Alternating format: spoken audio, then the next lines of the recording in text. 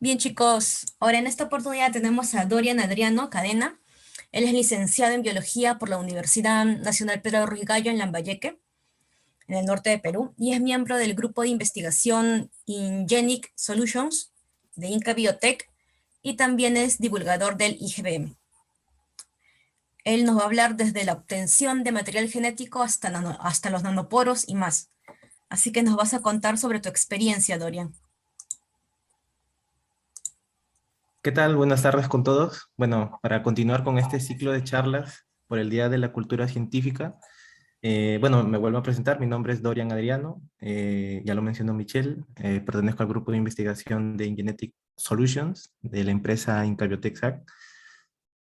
Y bueno, parte de lo que es esta presentación es básicamente darles a conocer también las técnicas de manera general que se desarrollan a nivel de un laboratorio, principalmente en este caso de biología molecular.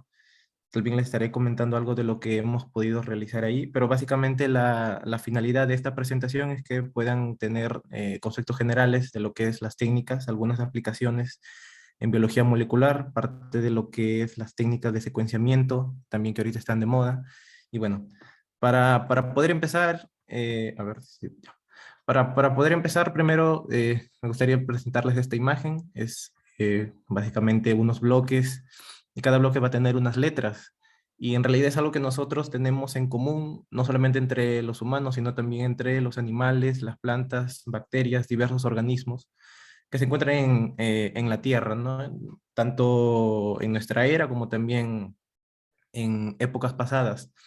Entonces, nosotros estamos conformados por estas letras que se llaman nucleótidos, básicamente, y que conforman y en su conjunto van a conformar el ADN. Entonces, a ver, no se puede. Entonces, estas letras están, vamos a llamarlo, conformando el material genético. En este caso, centrarnos primeramente en el ADN, que seguramente habrán podido escuchar, pero también en el ARN. Parte de las diferencias que pueden observar aquí es, bueno, esto es a nivel de unos bloques, pero el ADN presenta dos hebras, ¿no? Es básicamente una cadena que se va a ir enroscando en sí misma. Pueden ver que hay dos bloques largos que son parte de la cadena, de la estructura, y el ARN en contraparte solamente tiene uno, ¿no?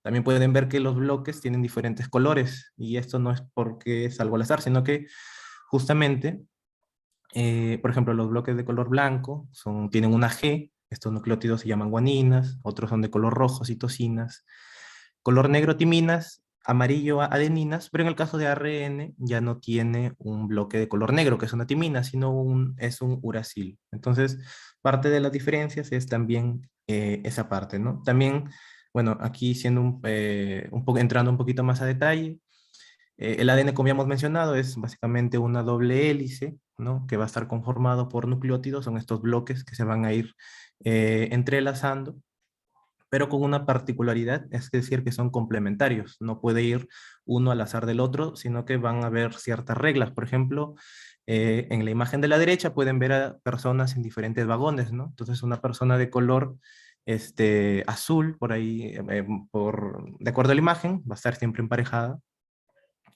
Bueno, una persona de color rojo va a estar emparejada con otra que es de color naranja y así, una de color lila con uno verde. Y esto se supone porque la característica del ADN es justamente esa, se llama complementariedad de bases. Y bueno, en su conjunto, por ejemplo, tenemos que una adenina se va a unir con una timina, una citosina, con una guanina y así. De manera general también, el ARN, como ya hemos visto, es una cadena simple, solamente es una sola hebra, hay diferentes tipos, están involucrados en procesos de transcripción, que lo vamos a ver un poco más adelante de manera general también. Posteriormente eh, en otro proceso que se llama traducción, van a generar proteínas, y estas van a estar involucradas en los diferentes mecanismos en el cuerpo humano. Parte de lo que hacemos en el laboratorio también es estudiar estas dos moléculas importantes, Y algo que es bastante común, al menos a nivel de laboratorio, es que trabajar con el ARN puede ser un poco tedioso por el mismo hecho de que es una molécula mucho más volátil, mucho más sensible a los cambios de temperatura bruscos y se necesitan mucho más cuidados en comparación con el ADN, ¿no? Obviamente también requieren sus cuidados, pero de manera general, pues con el ARN tiende a ser un poco más susceptible. Ahora, ¿por qué van a ser importantes estudiar estas dos moléculas? Básicamente, una célula o el conjunto de células como tal va a tener una información, eh, principalmente en el núcleo, bueno, también otros organelos, como por ejemplo las mitocondrias, pero en general eh, en lo que recae la importancia es que permite a los organismos vivientes funcionar, crecer y reproducirse. La información sobre qué es lo que tiene que hacer cada célula, tejidos, órganos y el sistema como tal, pues va a estar regulado básicamente por nuestro genoma. Ahora, aparte de lo que les había mencionado y que va a ser muy importante para, por ejemplo, luego ver cómo es que funciona la técnica de PCR para detectar coronavirus, es que el ADN y el ARN sigue a nivel direccional lo que se llama un dogma de la biología. Es decir, de ADN puede pasar a ARN en términos generales y de ARN a proteínas. Y esto básicamente es como si fuera se puede explicar con una analogía. El ADN sufre procesos de replicación que de manera natural lo que hace es más moléculas de ADN, más ADN, más ADN y podríamos analogarlo como si fuera a sacar copias básicamente. Si queremos hacer o utilizar una molécula de ARN a partir de ADN, lo que vamos a hacer es agarrar una determinada región del ADN y posteriormente vamos a sacarle copias pero solamente a esa región. Y subsecuentemente para las proteínas, estas pequeñas copias que hemos utilizado van a ser utilizadas por otros complejos mucho más grandes, otras enzimas, otras moléculas para formar, por ejemplo, en este caso, una casa. Entonces, básicamente la casa vendría a ser las proteínas que nosotros estamos formando, ¿no? Ahora, ¿cuáles son las aplicaciones tanto del ADN como del ARN? A ver si me permite un momento que la batería se termine.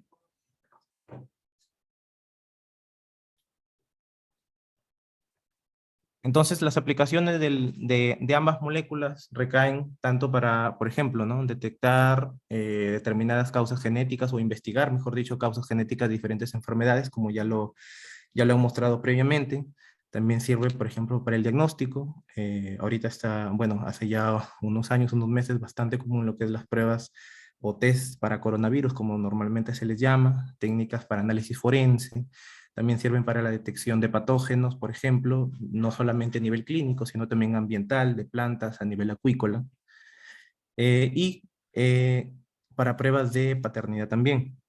Asimismo, estas nuevas tecnologías que están surgiendo, llamadas ómicas, en su conjunto, evalúan el ADN. Y,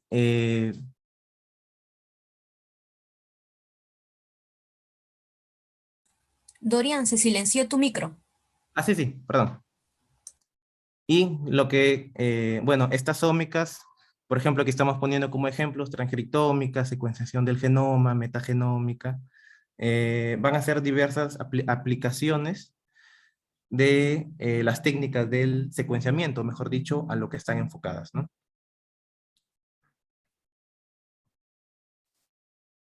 Entonces, ¿de dónde podemos extraer nosotros el material genético, ya que estamos hablando del ADN o el ARN? Pues básicamente de cualquier tejido vivo que no haya sido degradado lo suficiente y todo esto es una fuente potencial de ADN. Entre los más comunes, por ejemplo, son sangre, saliva, cabello, huellas. En la orina, si bien es cierto, es un tejido, una sustancia de desecho, pueden encontrarse células epiteliales a partir también de insectos, de, por ejemplo, los langostinos, también de hongos, de bacterias, de diferentes plantas, de dientes también. Entonces, ahí son muchas las posibilidades en donde nosotros podemos extraer ADN de diferentes técnicas, obviamente. Muchas de estas han sido reportadas, son bastante comunes y su aplicación es casi universal en la mayoría de laboratorios de biología molecular. Muchos de estos también suelen utilizar kits que en comparación con otras técnicas un poco más convencionales o tradicionales, pues abaratan el tiempo también y pues tienen muchas aplicaciones, por ejemplo, para extraer material genético de los tejidos, de sangre, de las plantas, para análisis forense, de bacterias, ¿no? De las regiones bucales y en el caso del ARN también, ¿no? De manera general, para explicar algo de lo que se hace en laboratorio, es el proceso de extracción de ácidos nucleicos. Aquí un ejemplo de lo que es extracción de ADN. Y hay tres pasos principales, por así decirlo. Primero tenemos una muestra, ya puede ser una de sangre, puede ser hojas, puede ser saliva, ¿no? Debidamente colectada. Y hay dos pasos fundamentales que son, vamos a homogenizar el tejido y lise celular. ¿Qué significa esto? Es decir, que el ADN va a estar envuelto dentro de la célula de nuestra muestra, por ejemplo, y lo que queremos es retirarlo del empaque, ¿no? De donde está, de la membrana y también de la envoltura de toda la célula. Entonces se utilizan diferentes técnicas a nivel mecánico o químico para justamente romper estas membranas y que el ADN pueda salir expuesto.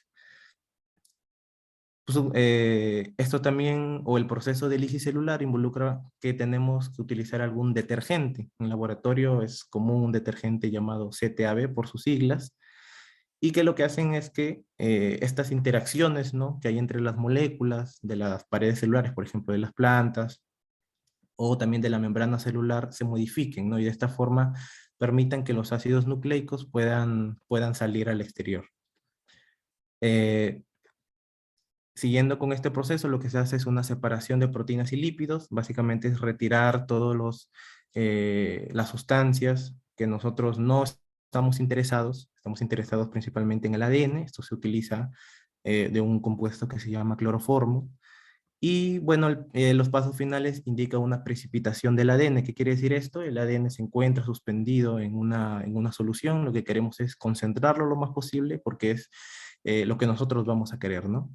Y finalmente ya se utilizan unas redisolución o lo que es ya eluir el ADN, básicamente obtenerlo, ¿no? De manera similar, bueno, estos son los pasos generales. Hay otros, como los kits, por ejemplo, que utilizan unas membranas especiales, pero el proceso básicamente sigue siendo el mismo, ¿no? Concentrar el ADN, también tenemos que eluirlo y bueno, finalmente ya lo vamos a obtener. Entonces la tecnología ha ido avanzando y parte de lo que es estos procesos, que muchas veces pueden ser largos, otras veces pueden ser más cortos, dependiendo también de la expertise, de quién maneja, del tipo de muestra, los equipos que se tienen a la mano, pero ha ido evolucionando y ahorita se tienen equipos mucho más automatizados que permiten la extracción de este tipo de moléculas a gran escala y también con un menor tiempo. Aquí no se llega a reproducir. Bueno, básicamente lo que tratamos de mostrar aquí es que hay equipos bastante pequeños, por ejemplo, que fácilmente pueden caber en una mesa pequeña, en un estante pequeño, como pueden ver ahí, y se configura previamente, ¿no?, para los objetivos que requiere el experimento y prácticamente el proceso se realiza solo, ¿no? Solamente tendríamos que estar monitoreando determinados parámetros, pero básicamente eso abarata bastante en cuanto a las muestras que se van a procesar, ¿no?, en un laboratorio, como también el tiempo.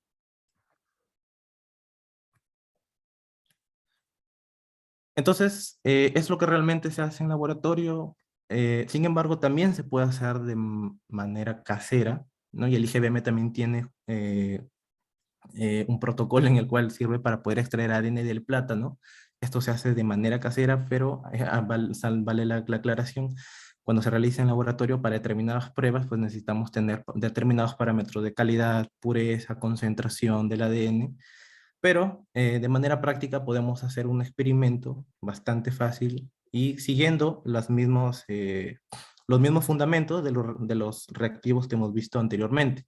Por ejemplo, aquí se extraiga ADN de la fresa, ya puede ser, por ejemplo, un plátano, puede ser cebolla, por ejemplo, y el fundamento es básicamente el mismo. Vamos a necesitar que el ADN salga de donde se encuentra, en este caso de las membranas de las células, una célula vegetal de las fresas, se tritura y se añade lo que es un sal y bicarbonato. ¿Para qué va a servir esto? Es lo mismo que hacemos en el laboratorio, romper la pared celular y a la vez el bicarbonato lo que va a dar es un medio para que este ADN se pueda mantener. Otro paso siguiente que ya hemos visto, ¿no? Es agregar un detergente y lo que va a hacer es romper la membrana celular. Recordemos que hay dos membranas que se encuentran, en este caso, en células vegetales. La membrana celular es que donde está el núcleo, y dentro del núcleo el ADN, pero muy afuera hay otra capa protectora que también es la pared celular. Finalmente, podemos filtrar todo se puede filtrar todo esto y bueno, es más que todo para que los remanentes que no se han utilizado pues se mantengan, ¿no?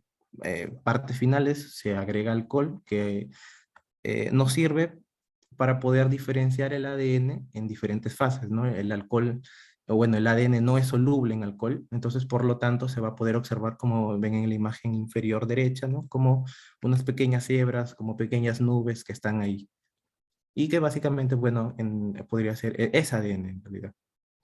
Ahora, aparte de las aplicaciones, que bueno, ya tengo el ADN, ¿qué más se puede hacer con eso? O tengo el ARN, ¿qué más podemos hacer? ¿Para qué sirve? Y una de las técnicas más comunes es la técnica de PCR, ¿no? Y básicamente es poder amplificar una región, unas pequeñas letras de nuestro ADN, con los propósitos pueden ser clínicos o de investigación, entre otros, ¿no? Como parte de esta técnica, es, antiguamente se realizaban estas técnicas, pero había una particularidad en cuanto a las enzimas. ¿Qué son las enzimas? Son proteínas que permiten acelerar determinadas reacciones químicas.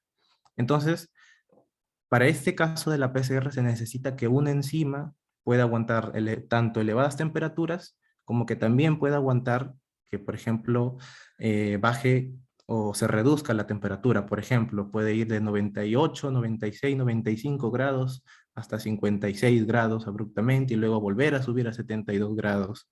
Entonces, esto se pudo encontrar gracias a la bacteria que se llama Thermus aquaticus en los manantiales del parque de Yellowstone.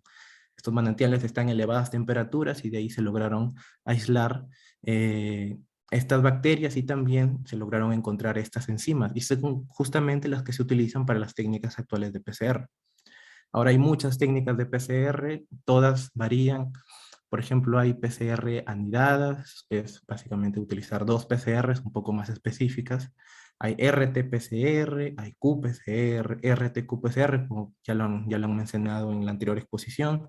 Hay PCRs múltiples, PCRs digitales, pero básicamente el proceso sigue siendo el mismo, ¿no? Amplificar o detectar determinadas regiones, en este caso podemos llamarlo letras de nuestro genoma o el ADN.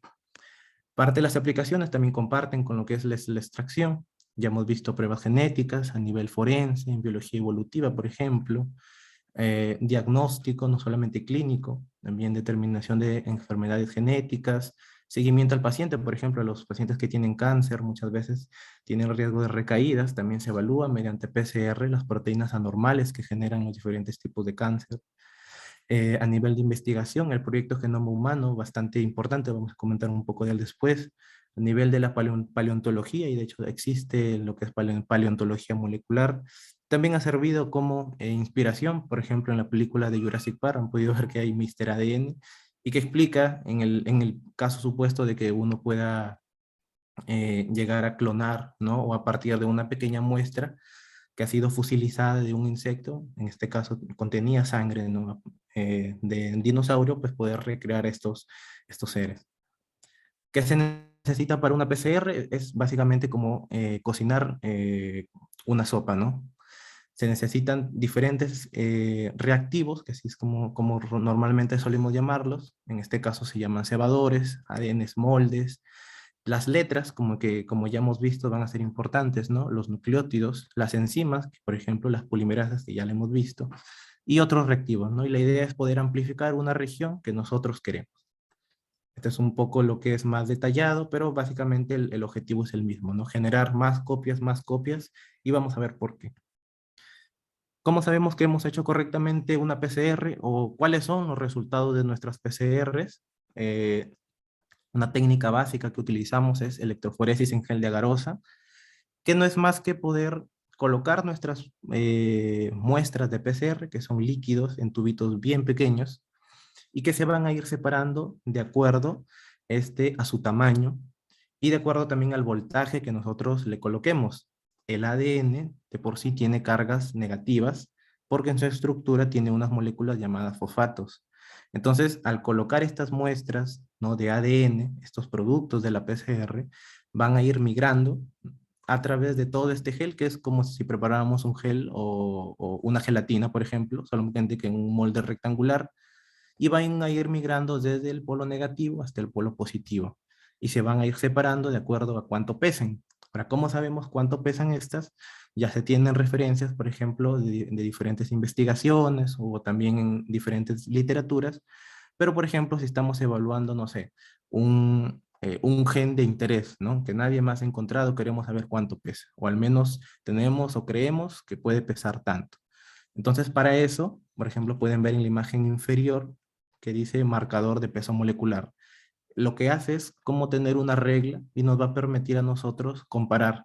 Por ejemplo, en el que dice fragmentos de PCR, en el 1, solemos llamarle carril 1, hay una pequeña línea de color blanquecina, nosotros le llamamos bandas, y que la vamos a comparar con el marcador de peso molecular. Por ejemplo, ahí coincidiría que tiene 1858. Aquí esta regla nos indica el tamaño, pero no van a ser centímetros ni metros, sino pares de bases, que es como nosotros medimos en este caso, en esta electroforesis. Y así podemos ir comparando las diferentes líneas que estamos viendo. Por ejemplo, algunas tienen menos, otras no tienen. De repente puede ser por la misma naturaleza de la muestra y así. Entonces, parte de las aplicaciones, podemos detectar, por ejemplo, bacterias. Es bastante conocida la técnica de PCR-16S, es para detectar bacterias, por ejemplo, en, en algún tejido, en algún agua residual. Eh, también hay, por ejemplo, en el caso de la leucemia, se pueden estudiar las variantes que tienen las mutaciones a nivel de esta técnica. O, por ejemplo, en acuicultura también el diagnóstico de determinados patógenos, como por ejemplo el virus del TIP que afecta a las tilapias. Parte, cómo también podemos ver o de qué otra manera podemos ver nuestros resultados. En este caso se utiliza la técnica de qPCR, que es una PCR cuantitativa, también es una técnica en tiempo real, es decir, vamos a poder ir observando los resultados conforme vamos haciendo lo que llamamos corrida, ¿no? En comparación con la anterior técnica que tenemos que preparar un gel y después todavía recién ver los resultados. Básicamente lo que es la técnica es, ya hemos visto, la PCR comienza a multiplicar copias, copias, copias y copias. Entonces, en una primera instancia, una pequeña molécula va a estar marcada con una sonda. Es una región pequeñita de ADN que se va a unir, que tiene un fluoróforo. Y este equipo lo que va a hacer es detectar esa fluorescencia. Entonces, cuando recién empieza la PCR, solamente hay una molécula. Pueden ir viendo que esta curva se va a ir elevando. A medida que pasa el tiempo, se cumple otro ciclo de la PCR, es decir, de dos moléculas van a ser cuatro, o de una molécula van a ser dos. Entonces va a ir creciendo, va a ir creciendo. Lo que hace este equipo es ir detectando justamente esa subida. Ahora va a llegar a un punto en el que ya no puede detectar más, entonces se llega a una fase que se llama estacionaria. Y es aquí lo que han comentado anteriormente respecto a las curvas, ¿no? Esto se aplica para lo que es este PCR, para lo del diagnóstico del COVID. Y podemos ver, por ejemplo, la imagen de la derecha que un resultado positivo podría ser esta formación de una curva. Obviamente hay determinados parámetros, lo vamos a mencionar un poco después, pero básicamente sería eso. Un resultado negativo, por ejemplo, sería la no formación de esta curva, es decir, no se han detectado las regiones que nosotros queremos y por ende, pues esto va a ser, o se puede interpretar como como un resultado negativo. Entonces, para estas técnicas se utiliza el ARN, ya lo han mencionado anteriormente, se utiliza la técnica llamada RT-qPCR, que es básicamente utilizar el ARN para cambiarlo en ADN, pero también lo vamos a poder ir detectando en el mismo tiempo en el que se realiza la técnica. Entonces, esto es lo que ya mencionaron de manera general el proceso que han descrito en la anterior ponencia. Es básicamente, tenemos nuestra muestra, por ejemplo, se extrae el material genético, hacemos el cambio desde ARN hasta ADN, hacemos la detección en tiempo real a través de unas moléculas fluorescentes y posteriormente podemos ver el resultado. Aquí, como pueden ver en la imagen inferior derecha, hay una gráfica que muestra fluorescencia y ciclos de reacción o CT, que es lo que justamente para el COVID se evalúa. Hay una línea verde que indica negativo, hay una línea roja que es positivo y también hay un umbral. Entonces, los valores de CT, como han mencionado anteriormente, bueno, van desde 30 hasta 35 y eso se indicaría o se toma como punto de referencia. Ahora, ¿cuál es el valor de ese CT?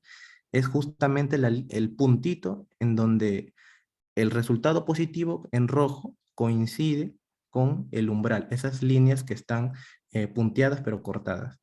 Entonces, cuanto menor sea este valor, significa que en determinada muestra existen más copias, en este caso de los genes del SARS-CoV-2, o se expresan o hay mayor cantidad. En cambio, cuando esta técnica comienza a detectar este CT es mayor, por ejemplo, 36, 37, 38, significa que no está detectando muchas copias de este gen y muchas veces estos resultados se interpretan como negativos. Entonces, es la manera general de cómo es que se llega a determinar o se da un resultado para las pruebas de coronavirus que normalmente se dice. Otras aplicaciones es que es referente al secuenciamiento de ADN, unas técnicas que ya se han venido desarrollando, que están bastante de moda y principalmente significa determinar el orden de los componentes básicos, estas letritas llamadas nucleótidos, de la molécula del ADN en los diferentes organismos. Ahora, ¿a qué se refiere con este tipo de tecnologías?